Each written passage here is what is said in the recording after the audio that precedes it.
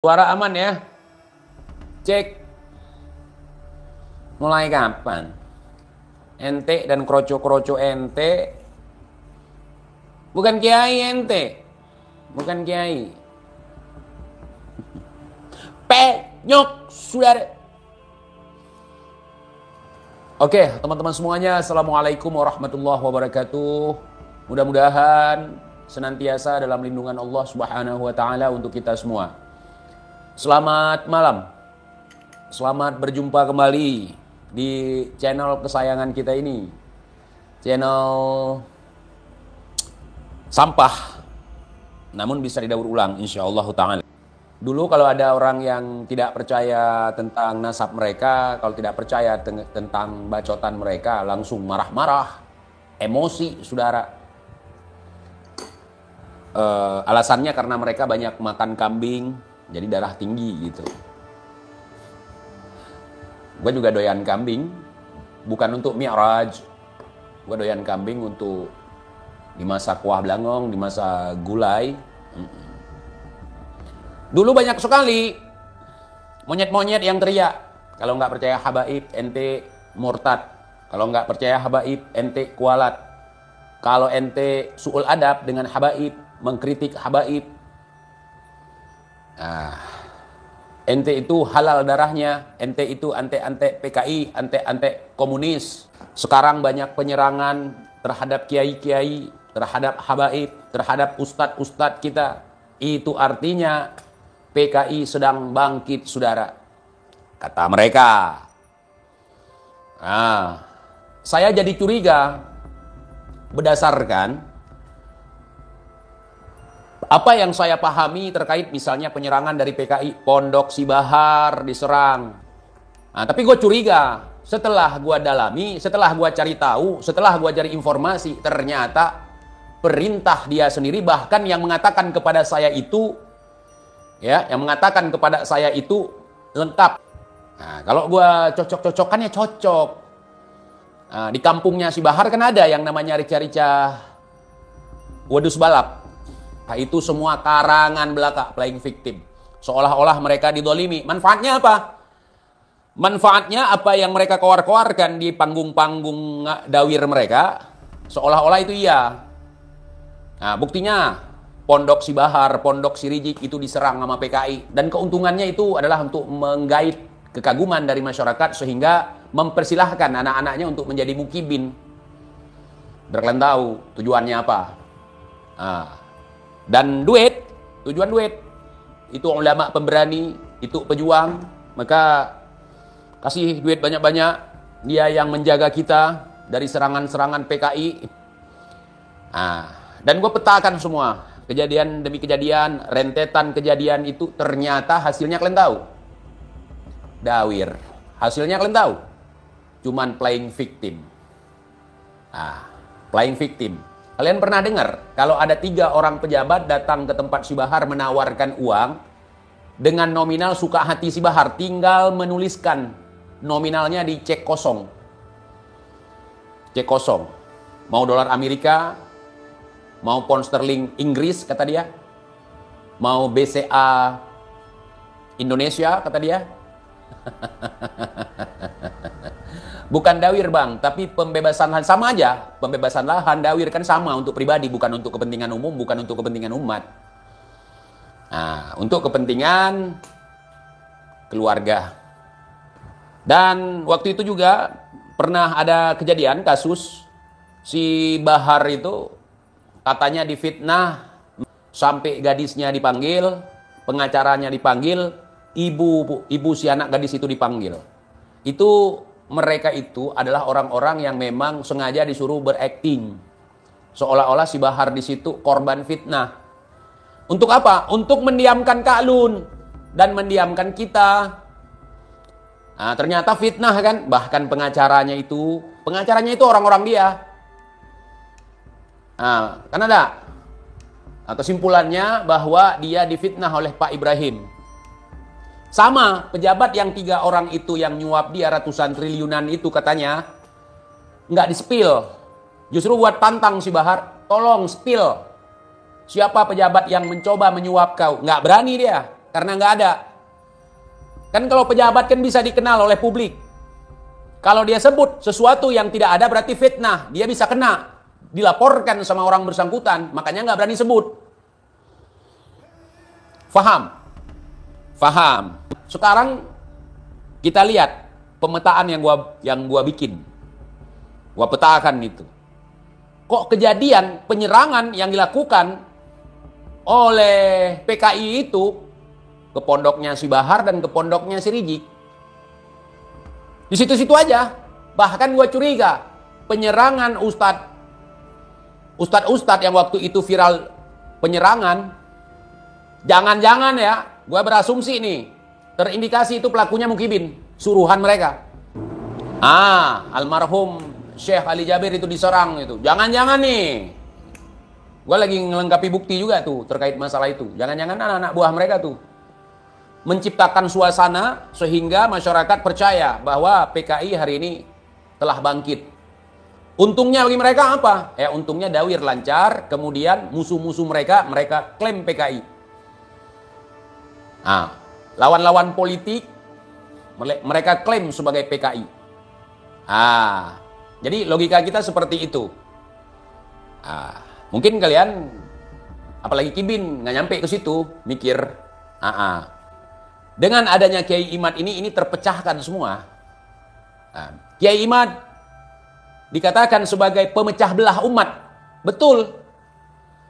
Karena Kiai Imad ini menciptakan keresahan. Kiai Imad ini melakukan pecah belah untuk memisahkan antara yang hak dengan yang batil. Saya setuju kalimat Kiai Imad itu sebagai pemecah belah.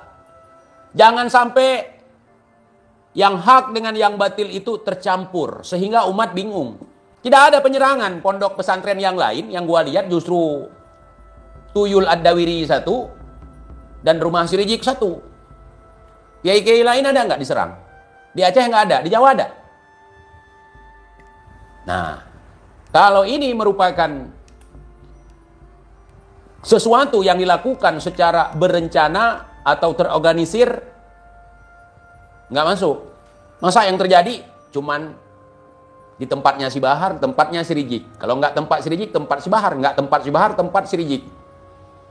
Nah, dalam kita menganalisa sebuah kejadian, kita bisa simpulkan sesuatu di situ. Kok masalahnya di mereka-mereka aja gitu. Kemudian mereka mengatakan bahwa mereka adalah pejuang, bahwa mereka adalah orang yang melawan kemungkaran, sehingga kemungkaran itu menyerang balik mereka. Itu nonsens semua.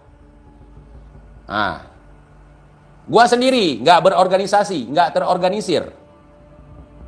Gua serang kebatilan. Gua serang mereka. Ada nggak yang nyerang gue? Nggak ada. Nggak ada. Secara terang-terangan, gua tunjukkan muka. Gua lucuti harkat dan martabat mereka kalaupun punya. Ada yang nyerang gue? Ada? Nggak ada. Biarkan saja. Dengan cara begitu mungkin dia dapat hikmah dari kami para habaib. Sehingga dia bisa ngasih makan anak istrinya. Letoy langsung. Kecuali Fuad. Hei Fuad, kamu saya kekepung. Ketika TIJ nyenggol dia, sabar dia. Itu tandanya TIJ mampu untuk mendidik dia. Ya. Datuk mereka bukan seperti yang mereka ceritakan. Datang kiai-kiai, datang gus-gus untuk menjelaskan itu. Jadi itu makanya Kiai Imad disebut tukang adu domba, tukang bikin ricuh. Kenapa? Betul tidak kalau Kiai Imad tukang bikin ricuh? Betul. Mereka sedang adem membodohi orang, sedang damai dalam membodohi orang karena kebodohan dia sendiri. Kan tidak ada kekacauan di sini. Datang Kiai Imad, jangan mau lagi kita ditipu. Jangan mau lagi kita dibodohi. Jangan mau lagi percaya dengan cerita-cerita khurafat. Jangan mau lagi percaya dengan cerita-cerita dongeng. Sementara itu tidak bisa diverifikasi. Kiai Imad akan difitnah oleh si orang bodoh ini. Ente tukang huru hara, menciptakan keresahan, memecah belah umat. Betul. Memecah belah kan antara umat yang kena tipu, ya kan, dengan si kumat tukang tipu. Si kumat tukang tipu, si umat kena tipu, datang si imat. Maka dari pandangan si kumat ini, si imat ini tukang pengacau. Karena dia lagi enak nipu orang, datang si imat. Makanya si kumat ini bilang kalau si imat tukang adu domba. Nah, begitu. Contoh nih. Yang satu duri, yang satu daging. Duri ketusuk pada daging. Nah, ya kan? Ketusuk pada daging. Datanglah Kiai Imat. Bang, ada duri nih. Saya cabut ya. Tas dicabut. Sakit memang. Sakit. Keluar darah. Keluar darah lagi. Dicabut. Pas dicabutin itu. Udah lama itu nancap di situ. Kira-kira kalau orang waras, Kiai Imat itu sebagai obat atau sebagai tukang adu domba? Ini saya sederhanakan analoginya biar kalian paham maksud saya. Nah, disitulah ketika keluar darah, durinya udah dicabut, maka agak sedikit ribut. Aduh, sakit. Kalau orang bodoh akan mengatakan Kiai Imat itu penjahat. Padahal dia nolongin. Syukran ya Kiai Imat gitu.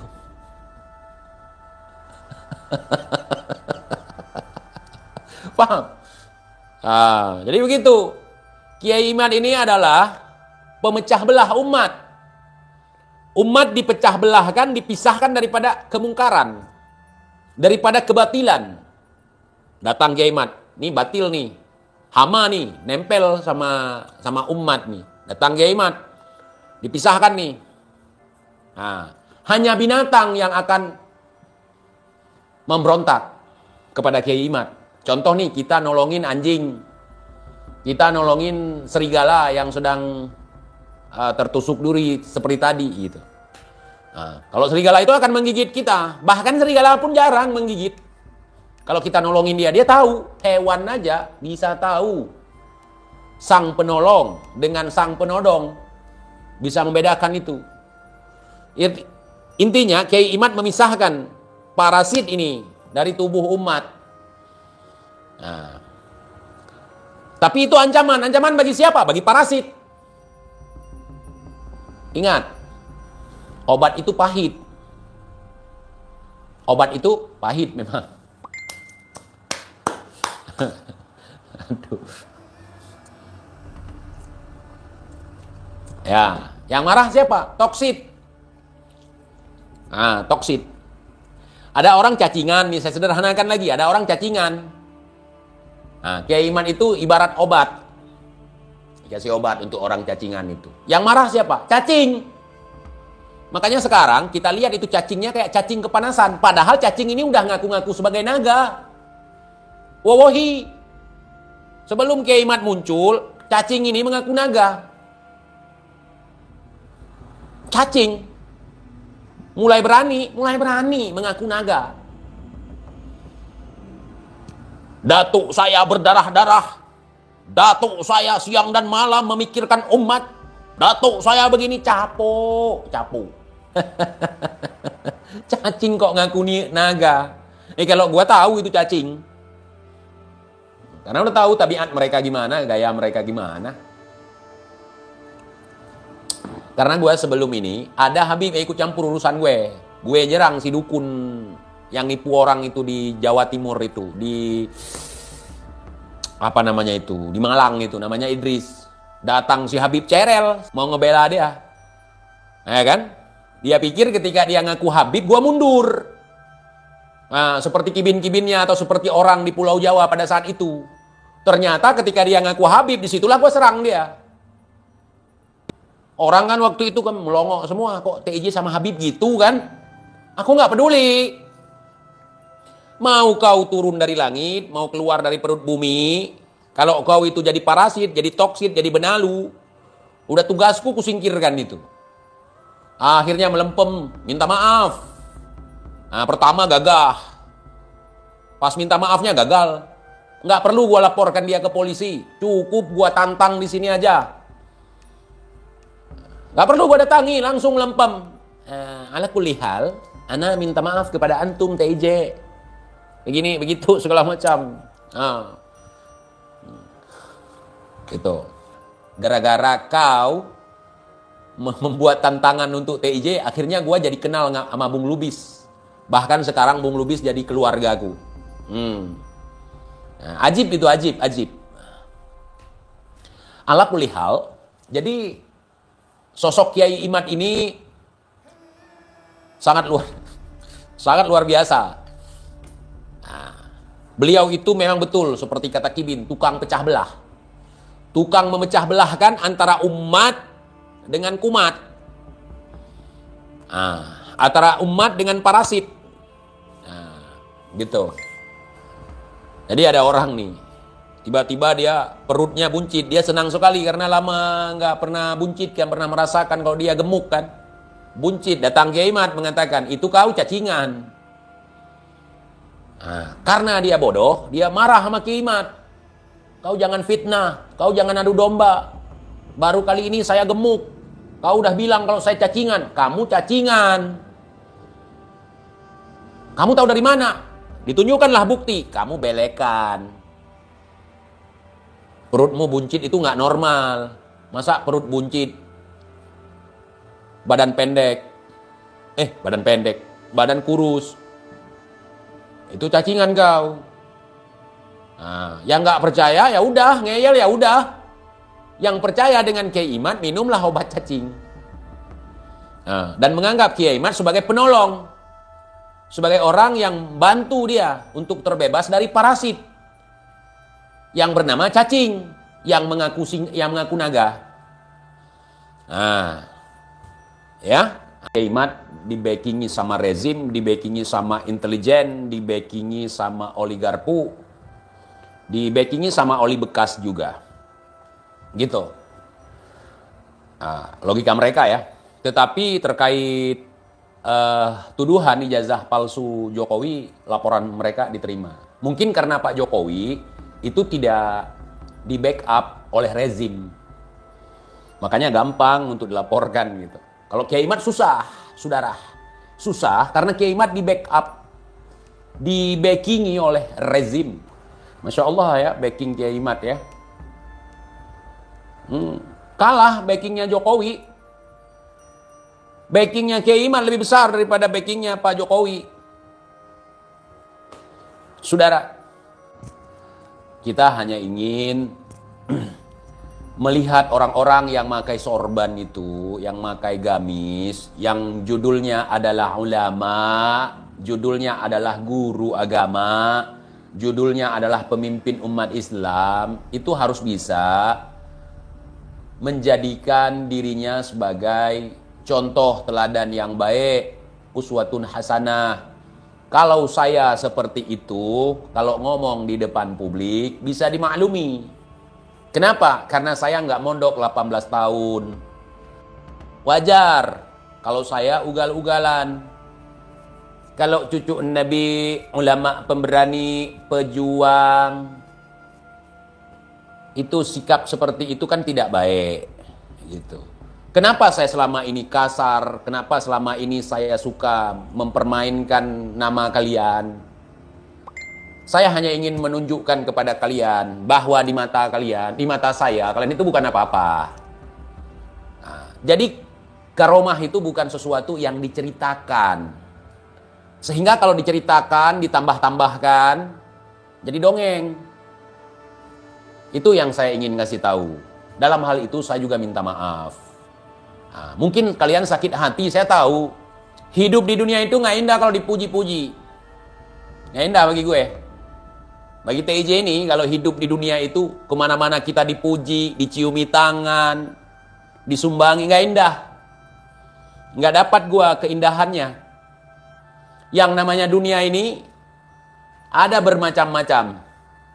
Ada danau, ada bukit, ada gunung, ada lembah, ada sungai, ada laut, ada sawah, ada comberan. Ya. ada empang. Itu bagian daripada keindahan dunia ini. Itu yang dinamakan dengan kesempurnaan. Iya, ada hujan, ada terik, ada panas, ada dingin. Itulah kehidupan.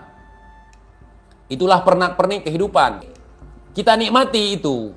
Jangan ngomel-ngomel karena kita digunduli, dimasukkan ke penjara, kita salahkan orang lain. Jangan. Apakah TJ menyalahkan mereka? Memasukkan saya ke dalam penjara? Enggak. Saya nggak bilang mereka kriminalisasi saya. Karena itulah warna-warni kehidupan. Saya belum pernah masuk penjara misalnya di Indonesia. Ketika saya berurusan dengan yang namanya Sodik Al-Attos Mamamia Lezatos dan sama Alwi Al-Attos Mamamia Lezatos juga, mereka memperkenalkan penjara kepada saya. Saya bukan maling, saya bukan penjahat, saya tidak ganggu istri orang, saya tidak ganggu anak orang, saya bukan begal. Iya kan? Saya hanya menunjuk kalau saya tidak percaya mereka cucu Nabi. Kalau saya masuk penjara karena ganggu bini orang, saya masuk penjara karena jadi begal, itu wajar kalau kita dimusuhi orang, kalau kita tidak bisa diterima di masyarakat gitu. Itu wajar. Tapi bagi saya itu adalah langkah. Saya harus mengorbankan kuda untuk menyelamatkan untuk menyelamatkan benteng atau untuk menyelamatkan raja, untuk menyelamatkan mes. Gitu ya. Sekarang kan kalian nikmati itu semua.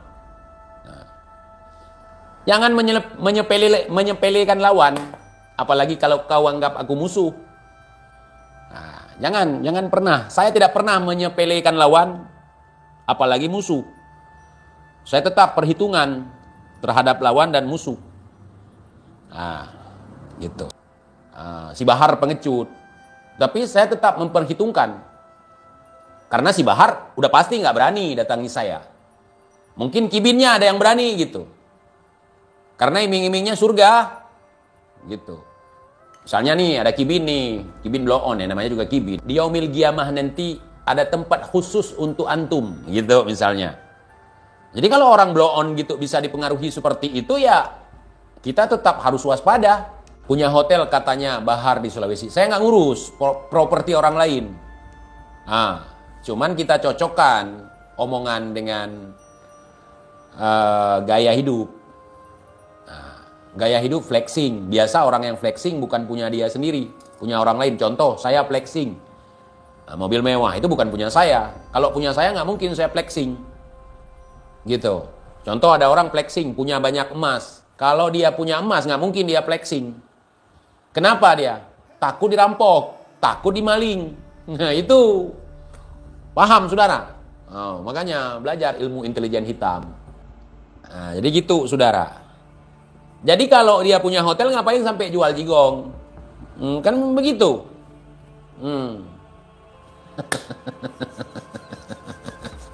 Kalau orang kaya ya nggak begitu. Yang begitu, ya nggak, gimana ya? Nggak banyak cerita tentang harta, pamer gini, pamer begitu.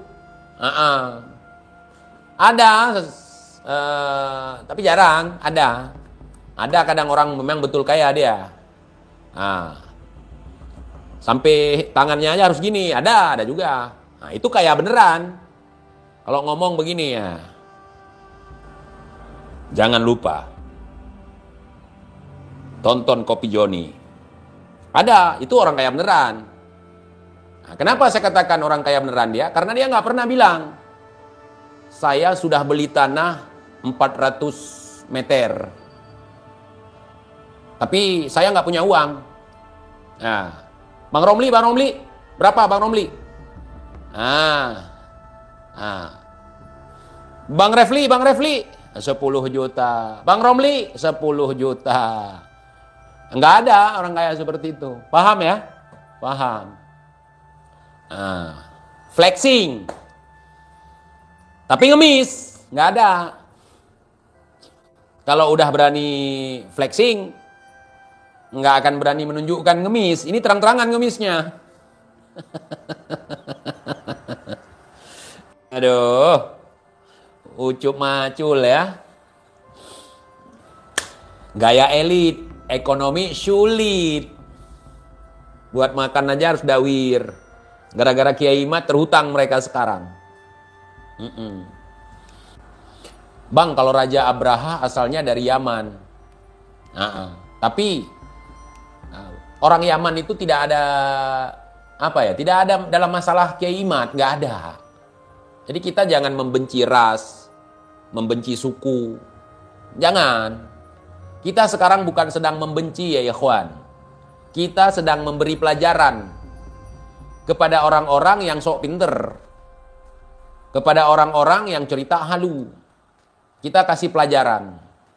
Bahwa selama ini orang diem bukan karena dengerin elu. Bukan karena takut sama elu. Bukan karena takut sama datuk elu. Bukan takut kualat sama datuk elu. Bukan takut kualat sama garomah lu. Contoh nih misalnya.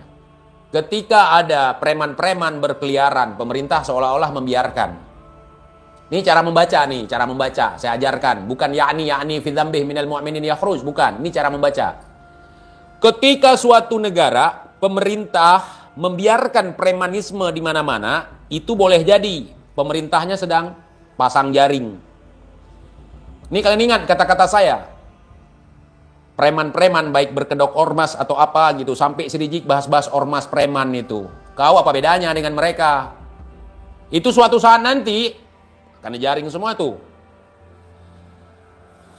Paham? Ini kan kalian bilang, oh kenapa Pak Prabowo membiarkan premanisme? Kenapa membiarkan begini, begitu kan? Makanya harus cerdas dalam menganalisa sesuatu. Menurut saya nih, nanti suatu saat, ya, itu akan digulung semua tuh. Pertama dibiarkan. Mereka menciptakan keresahan di tengah-tengah masyarakat. Biarin. Seolah-olah takut. Paham? Belum paham juga? Pemerintah membiarkan FPKI mensweeping ke tempat-tempat hiburan, mensweeping orang-orang di jalanan. Ujung-ujungnya apa? Dibubarin. Ini saya kasih pengalaman sedikit. Pelajaran. Cara menganalisa suatu kondisi. Paham? Ini rahasia. Rahasia, kayak rahasia si Bahar. Rahasia tapi diumumkan. Di mikrofon masjid, di mikrofon musala. Ini rahasia, saudara. Ketika di Indonesia nih ya, nggak berlaku mungkin di luar negeri, tapi di Indonesia nih, kita lihat dari pengalaman masa lalu gitu. Ada pembiaran, preman-preman, bikin rusuh, bikin ricuh. Pak, saya belum makan, Pak. Belum makan kau? Nah gitu. Kalau kita misalnya nggak punya duit, saya sering seperti itu kalau lagi nggak punya duit. Itu pun bukan di Aceh, di rantau orang gitu. Saya langsung minta, nggak perlu saya rampok, nggak perlu saya nyuri, nggak perlu, saya minta. Karena belum ada kerjaan mungkin kita di perantauan kan. Saya langsung minta. Saya pertama datang ke warung gitu. Saya lihat, saya duduk di situ, saya pesan air putih ataupun saya pesan kopi. Kamu nggak makan, Nak? Enggak, Bu. Enggak, Pak. Kenapa? Nggak ada duit. Makanya saya ngopi aja di sini. Kamu mau makan? Kamu lapar? Ini makan aja nggak apa-apa. Ya bentar ya. Saya naruh dulu. Nggak apa-apa Bu, nggak apa-apa. Gitu, nggak apa-apa. Padahal udah lapar, nggak apa-apa. Masih nggak apa-apa juga. Basa-basi. Ditaruh, udah. Habis itu, pengalaman saya. Habis itu kita kerja. Bukan dawir. Bu, piringnya boleh saya cuci? Hitung-hitung sebagai tanda terima kasih saya. Nggak apa-apanya, nggak usah merepotkan, nggak usah gitu. Saya gitu kalau lapar. Nggak dawir. Itu, tadi kita berdarah pejuang, berdarah raja. Ya kan? Nggak mungkin kita dawir gitu. Itu bukan untuk diceritakan ke orang. Itu hanya untuk motivasi dalam diri kita. Datuk kita itu raja dulu. Datuk kita itu pejuang dulu. Datuk kita itu orang hebat dulu. Di situ kita nggak berani untuk meminta. Malu kepada diri kita sendiri. Malu. Kalau yang itu sebaliknya ya. Ngaku datuk orang hebat. Ngaku datuknya punya rantai emas dari langit. Habis itu mangap. Habis nyap-nyap mangap. Jadi saya seperti itu. Saya mengaku sebagai keturunan raja, sebagai keturunan pejuang, sebagai keturunan orang hebat di masa lalu. Tapi untuk diri saya sendiri. Motivasi. Misalnya saya duduk di pos ronda dari pagi sampai sore. Sambil meluk lutut gini. Pakai kain sarung. Hebat kali hidup aku ya. Dari pagi, sore, masih di sini-sini aja, nggak ada perkembangan. Kalau gini caranya, kapan istananya bisa dikuasai lagi? Langsung di situ semangat. Semangatnya bukan untuk mencuri, bukan untuk nipu orang, bukan untuk merampok, bukan untuk dawir. Semangat, macul. Ini pacul nih. Datukku dulu raja.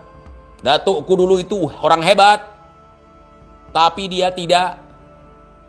Makan tidur aja kerjanya enggak. Gitu. Motivasi untuk diri kita sendiri.